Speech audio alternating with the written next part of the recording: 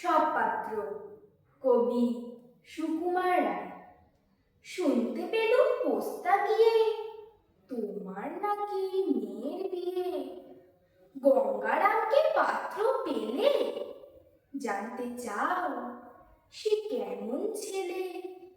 মন্দ নয়, সে পাত্র ভালো, রং যদিও বেজায় কালো। তার উপরে মুখের গঠন অনেকটা ঠিক পেঁচার মতন। বিদ্যে বুদ্ধি বলছি মশাই, ধন্যী ছেলের অধ্যাবসায়। 19টি বার ম্যাট্রিকে সে ঘায়েল হয়ে থামলো শেষে। বিষয় আশয় গরিব বেজায়, কষ্টে সৃষ্টে দিন চলে যায়। মানুষ তো নয়, ভাইগুলো তার, একটা পাগল একটা গোয়ার, আরেকটি সে তৈরি ছেলে।